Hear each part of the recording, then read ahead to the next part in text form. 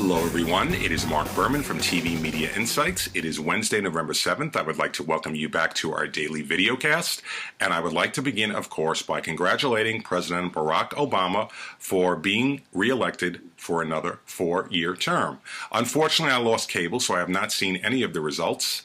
But I do know that Obama will remain in office. And I remember 4 years ago when he was elected for the first time, I was in Canada doing a fall TV preview for CTV. And that was one of the most memorable things I've ever done, being in Canada, watching Canadians react to Obama being elected president. Well, it's 4 years later. There is a lot of work that needs to still be done with this economy, but I am glad Obama is still in office. And that is my political speech for the day. Now I have something really cool to report. I love when something like this happens. If you recall yesterday, I asked a trivia question regarding Carole Ida White. Carole played Big Rosie Greenbaum on Laverne and Shirley, and the question I asked revolved around who her famous pitch person parent was. And of course the answer was Jesse White, who was the Maytag repairman who, according to the commercials, never had anything to do. I don't know how true that was. Well, this morning I wake up and I received an email from Carole Ida White thanking me. I thought that was so cool. I emailed her back. I'm waiting for a response.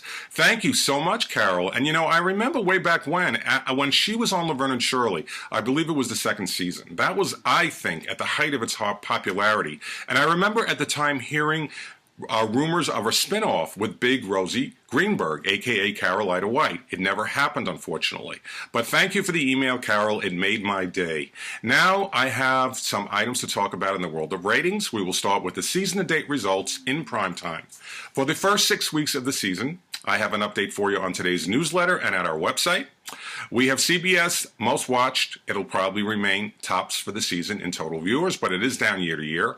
NBC has been number one among adults 18 to 49 for all 6 weeks of the season. This is the first time this has happened in 10 years. NBC is up across the board. The other networks are down. And the moral of the story is that one show, aka The Voice, can ignite an entire network. Now that NBC has a red-hot show, it can hopefully pick up steam elsewhere.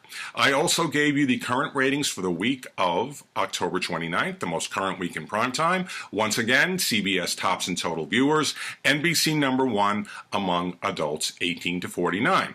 Let's go to ABC Family. They have announced that production has begun on a new potential drama called The Fosters. It will focus on a female couple who is raising a family, both biological and foster children. It comes from Jennifer Lopez's production company.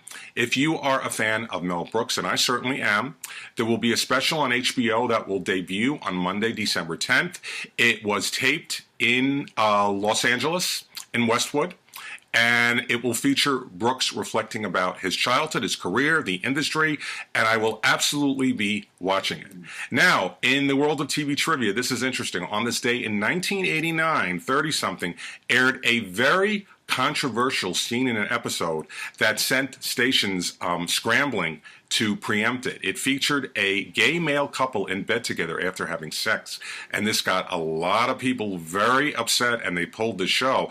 I applaud 30-something for doing it. They're telling or told a story that needed to be told, and they presented it.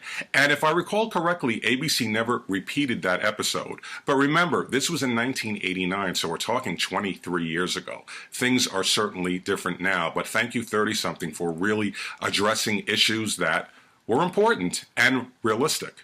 Now, coming up on the air tonight, this is interesting. We have the 2-hour battle of The Voice on NBC versus the X Factor on Fox. Should be interesting. Hopefully I will have my TV back so I could watch something.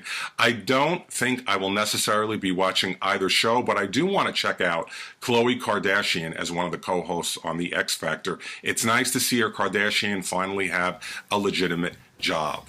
And that is our daily video cast from TV Media Insights on the 7th day of November. I hope everyone has a great day, and I will be back with more news about my favorite medium, television, tomorrow. Signing off, Marc Berman.